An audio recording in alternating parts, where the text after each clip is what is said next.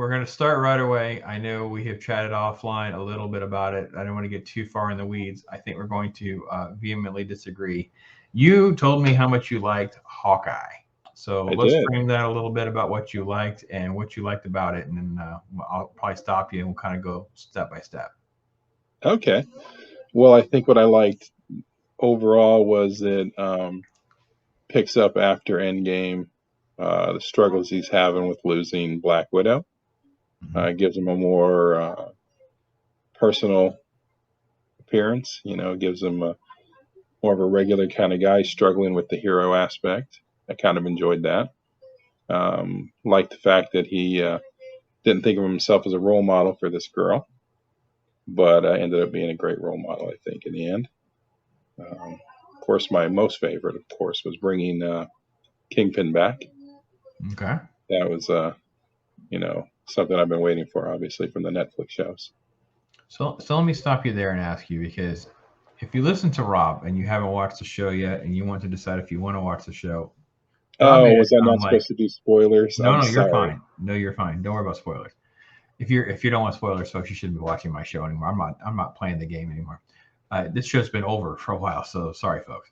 But no, if you listen to Rob, you would think that Hawkeye, well, it's titled that. The show is about Hawkeye, and I will argue the show is not about Hawkeye. The show is No, about it's not. Kate It's about Bishop. the girl. Yeah, so it's a Kate Bishop show. Hawkeye's a Yeah. guest star in his own named show. And that we know this immediately because we don't really have a whole lot of background about how amazing she is, except for the fact that there's a little animated montage of her training and winning awards, and she's this archer, and that's what we get. So we don't really ever, and throughout the whole series, we never really get any background of Clint. We never really get any of his origins or how he got to this point, only her. So it's a Kate Bishop show. Right. I will I agree agree with, with you. I will agree with Rob that the show at least does a decent job of giving Clint a little more depth, especially in the first 2 episodes or so of his life post Endgame, Avengers, and all of that. I do think it's a little, well, we won't get to that. We'll keep it separate. His story arc is not too bad in the sense of him as a person, as Clint Barton's story arc. Like he's grounded. He's trying to get home to his family, some of that kind of things. The trauma he's dealing with, the hearing loss, which I wish they had alluded to some of that along the way, especially because there's a quick cut scene where they cut to 3 or 4 shots in different Avengers movies where this could have happened to him, but you don't know which one is the actual source, the beginning of the hearing loss. It would have been doing better if they'd set this up along the way, maybe in Age of Ultron or something. Like, listen, I can't hear on that side, or can you say something other? It would have been a little better, but I didn't dislike any of that. Okay, so let's go a little further down Clint's story arc then. Were you okay with the fact that the wife seems totally okay with just hanging out with this girl for like 7 days or so, or however many days they're supposed to be? I thought it was a little weird. Um, By the in the time I got to real like the world, by probably the time I should have got to the been more 4th fleshed episode, out. I was like, I like But that part. I think in this sense, because he is who he is, and it's Marvel Universe kind of thing, They that have one it's healthy okay. marriage. That's what I'm saying, bro. Right? Yeah, it's One okay. healthy She's thinking of marriage. it more as in the motherly aspect than in the any kind of All right, so let's go wrong through aspect. first couple episodes. We're not going to go episode by episode because I can't keep it all straight. The Kate Bishop show, her montage. It's about her in New York. She's basically like spoiled princess girl who's rich but wants to be a superhero when she grows up, admiring him. All that was fine, except that we have this really horrible, contrived way that she goes to this dinner party. For some reason, even though she's filthy rich, evidently, she doesn't wear a gown or a dress. She dresses as a waiter, which gets her in the back room to be part of this secret black market auction, and she ends up in the Ronin costume, which for no reason again fits her, even though it fits an adult man, but it fits this little, I guess she's supposed to be 20 something, not a teenager. She's 20 something.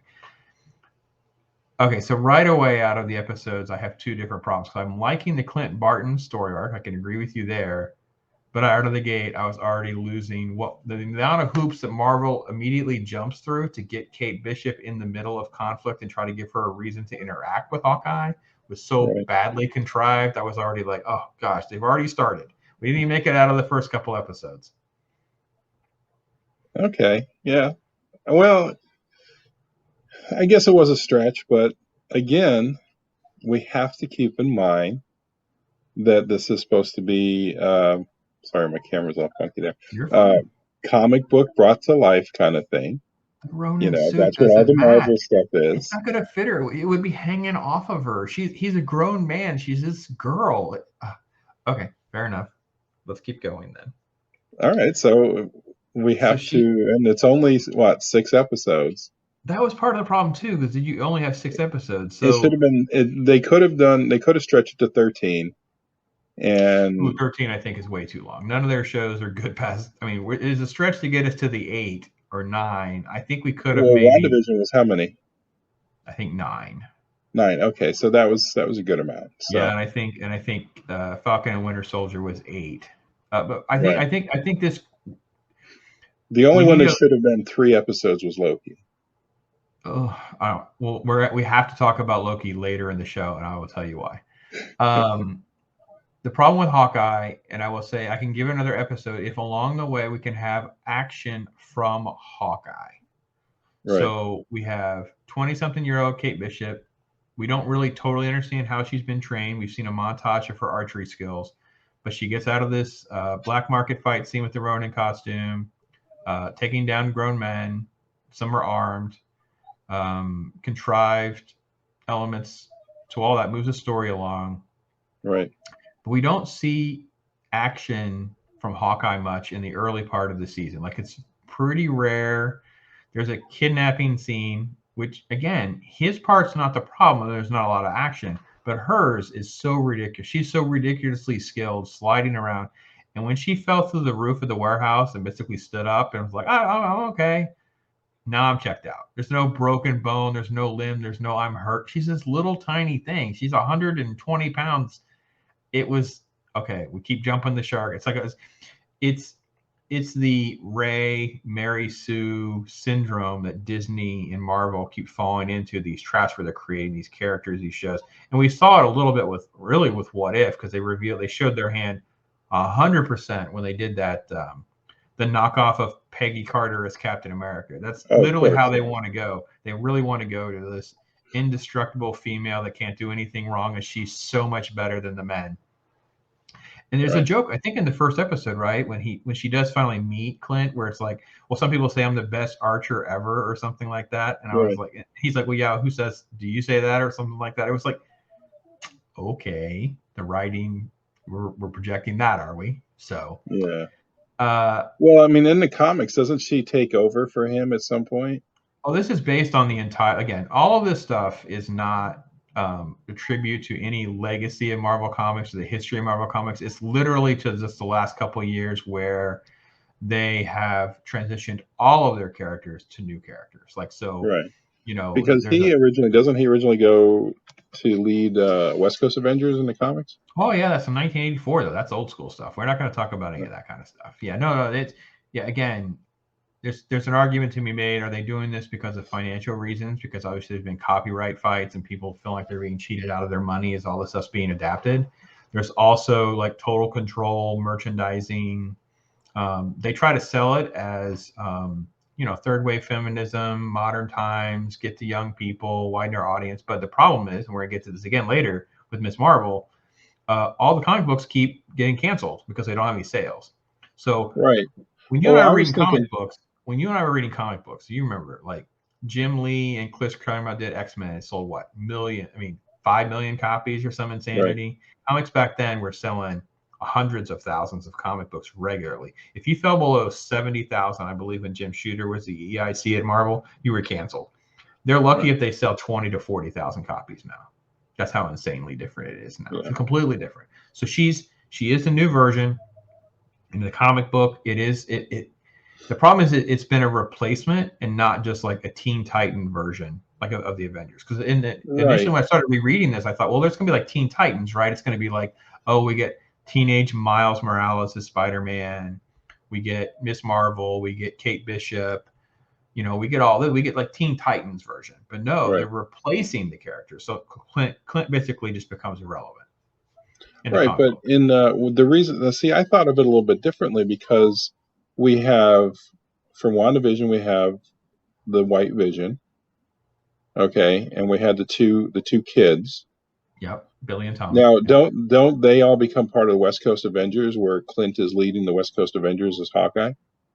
I don't think that they're going to root it in as much classic West Coast Avengers, other than the White Vision's origin, because I think Tommy and Billy they grow up to be characters in their own right. One, I think, is gay. I think, again, we're back to Young Avengers, those kinds of things. Right. So I definitely see them sticking around or they're being resurrected, or they're brought into all this play. That may be a very key element of the Doctor Strange film. Right. But I felt like this really pulled more from the modern stories because, again, it's about Kate Bishop, right? We have whole scenes where she's sitting around talking to her mom. We get mom's boyfriend and the mystery of the boyfriend, which they never flesh any of that out. The worst tragedy of the whole episode, and I forget which one it is, maybe 2 into 3, is they're in the house. Clint walks, and then, of course, Jack pulls out the sword and has it at his throat. And there was no fight scene. There was no conversation. There was no real elaboration there on Swordsman. Now, Swordsman, who the character is supposed to be, right, was one of Clint's key mentors. I think it would have been pretty cool for them to know each other or have some sort of story that we can get into. We can get to how did Clint become Clint. But we didn't get any of that. We went right back to Kate again and all the sitting around talking. And it's kind of like a constant, what's the principle they use in like Indiana Jones become called the MacGuffin? It's like, the first MacGuffin is the Ronin costume. Then later it's the MacGuffin is the watch. And then it's the MacGuffin. The MacGuffin will be, the sword that he got him in the thing was the Ronin sword.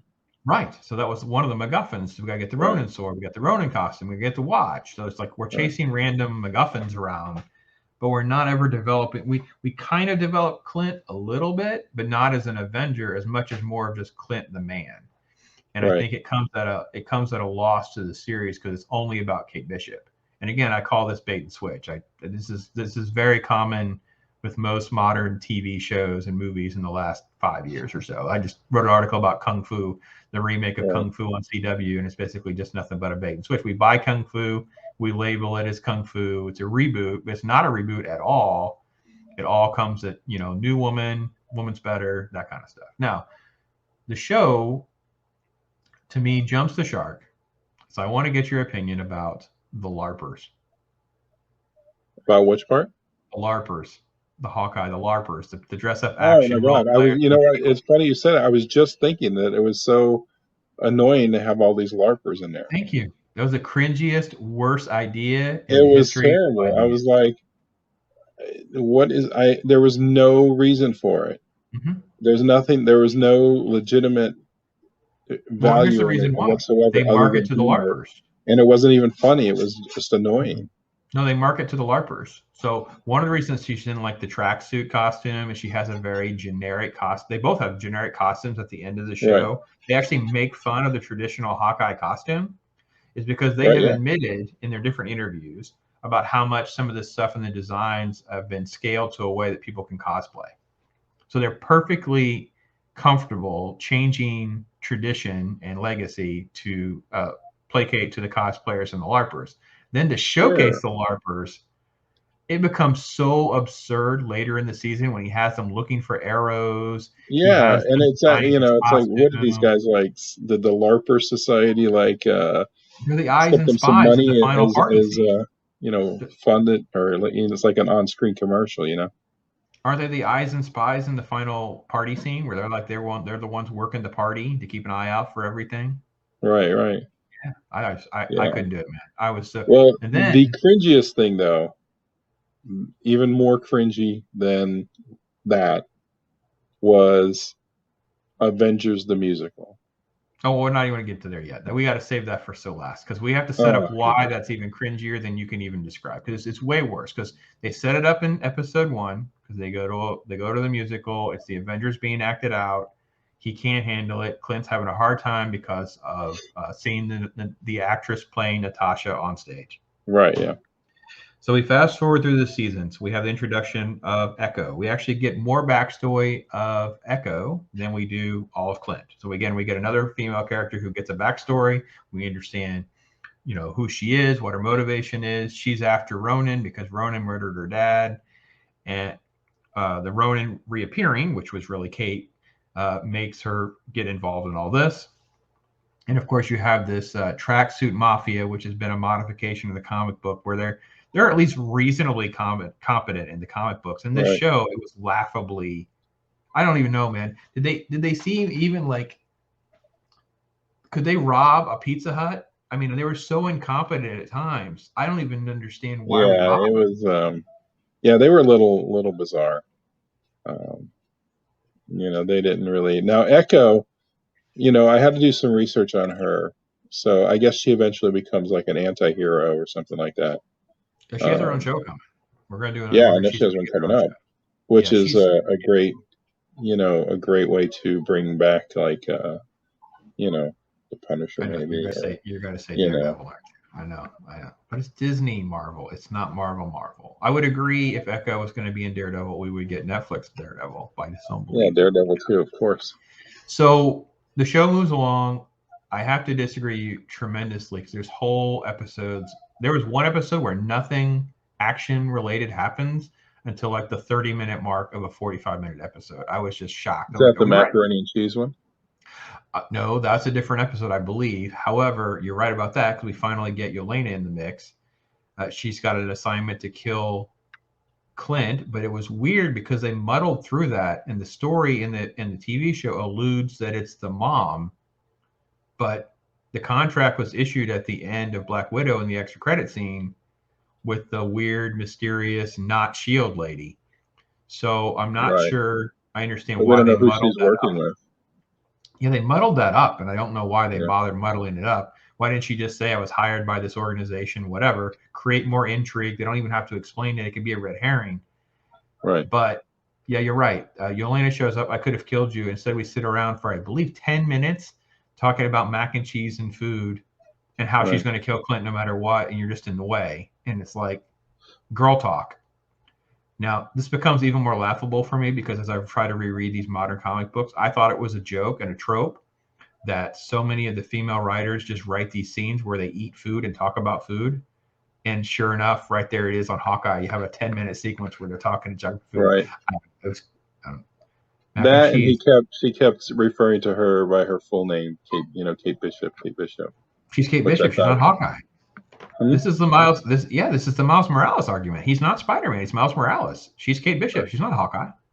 Right. Yeah. No one refers to this character as Hawkeye. That's why it was so frustrating. No, and even at the end, when they're walking away, she's trying to come up with names for herself using the word Hawk, but at least that was a way of them trying to play on it a little bit and not try to say I'm the new Hawkeye. I did like that part a little bit. Like at least there's not that.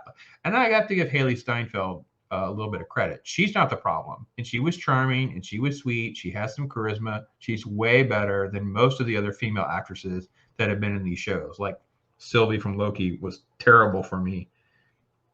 Yeah, so I really liked her as an actress, and she did a fine job. I'm just going to blame the writers. And again, we have JV writers and JV scripts, and it was just you're agreeing with a lot of my critiques for a show that you like so much. So I'm having a hard time reconciling this. But we're critiquing it, but that doesn't give it less entertainment value for me. Okay, all right. I would have done. I'm not saying it's perfect. No, but I enjoyed it. Enough. I understand. I can meet you better if some of the holes were not so gaping and they wouldn't bore me so much. Like it was like there's so much less action than a classic A-Team episode. Like it's just we're sitting around talking and then we fight for 5 minutes. But it doesn't involve Hawkeye. Like the great sequence where they have the highway scene with trick arrows and he's driving and he's shooting and she's shooting. That's probably the only sequence I thought was just really done well, at least entertained me, and made me want more of that. But then later they're like, well, I don't have any more trick arrows. I can't make any. We'll have to go look for them. And then at the end, he's making them. Right. So of course, the Pym arrow hitting the van, and then the owl or something coming and taking it away at the end. That was great. Yeah. So again, and the fight scene at the end, again, the fight scenes and the problems I have is with her. Like, the tracksuit mafia shows up and nobody ever shoots anybody. She has plenty of time to keep taking down man after man after man. There's the rooftop scene where Clint gets taken down, but then we have to watch women fight before he gets rescued again by Kate. All those kinds of things. It's the trope and the stereotypes just keep going on and on and on before we get to the big reveal, of course, is that Kingpin's involved. But he's such a weak PG version of Kingpin. I was so disappointed. Like, the mom talks back to him.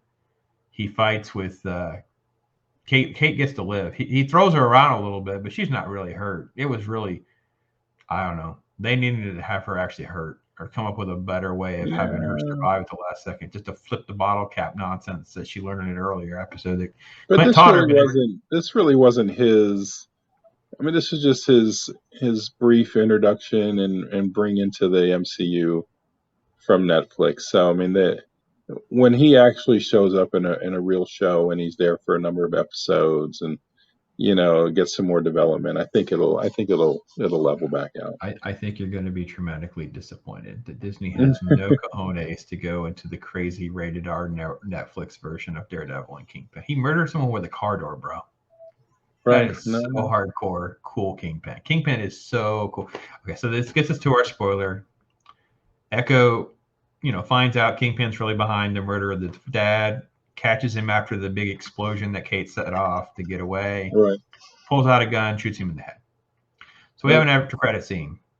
We get to the after credit scene. It's such a softball. Maybe there's 2 after credit scenes. So I keep watching, fast forwarding, thinking there's going to be more. No, it's the Avengers musical from episode 1, not Kingpin is alive. To finish. And let me make you even more mad if you didn't already know. They filmed it that Kingpin survives, but they cut it. Right. And I did hear that he does survive, obviously, because they're not going to bring him and kill him off in one episode. Of course.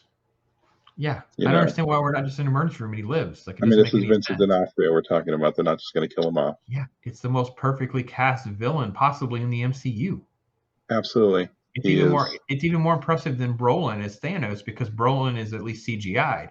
This guy actually just pulls off Kingpin on every single level. Yeah. Well, that was my trifecta with the Netflix series was Daredevil, Kingpin, and Punisher. I felt they were perfectly cast. Perfectly cast, absolutely. And I got to be honest, I don't have a problem with Jessica Jones and Luke Cage's casting. I don't know enough about Iron Fist. I know fans have hated on the Iron Fist casting. I don't know much about it. I really only watched season 1. The casting to me was never a problem with any of the other 3 heroes. So I'm the only one that feels that way. But the Jessica Jones thing, it just drug on for me because I didn't care enough about the villain or whatever. And Luke Cage, he's like Black Superman. It's brilliant for a few episodes here and there, but not for the long stretched out seasons that they went with. No. And really, and even in the comic books, I mean, he was paired up with Iron Fist. Yes. For a lot of them. And then he was paired up with Jessica Jones. Yeah. So, I mean, he's really not a great standalone hero. Yeah. But if they brought all the actors back, it wouldn't be the end of the world for me. I'm fine with it. So yeah, no, I like the casting. I have no complaints about who played Iron Fist or Luke Cage or even Jessica Jones. My problem especially with Iron Fist, because I like Iron Fist, but I think the writing was just awful. Season 2, right? Season 2 derails into him giving up. Yeah, even season 1 though. I mean, they made him like such a weak character, but really, I mean, he beat to get this Iron Fist. Mm-hmm. And he's gonna lose to like stupid things. It just didn't make any sense. I'd love to talk writing was bad. The character though, a lot of that I liked a lot. So you're recommending Hawkeye. If you had to recommend, or if you had to rank it with the others, so we have how many Disney? So we have WandaVision, Falcon and Winter Soldier. We had What If, and we have Hawkeye. Those are the 4, right? I'm not missing any, am I? Well, we had, I mean, there was others in there, but we don't really count them. There are other TV shows? Well, Loki was in there, but... Oh, yeah, Loki too. We don't want to talk about Loki. Loki's last. If I had to, I would say WandaVision was probably number 1 for me. Okay. I would say probably Falcon and Winter Soldier was a good, solid number 2. Okay. And I'd say Hawkeye was number 3. Okay. What If there wasn't enough episodes to warrant me to rank it higher than number 4 because some of them just were not very good. Most of them were not very good. Yeah. Only like 3 of them were pretty good. I think we talked about it at one time or another, and I don't know if The Doctor Strange one was good. and the Avengers being murdered was not bad. But there were so many others that were just terrible. Like the cringy, I can't get past the Captain Carter nonsense. It's just so insane. And then the 2-parter Ultron thing at the end was so weird. They make it into 2 episodes. It's drung With out. the Watcher. Just to make a season 2.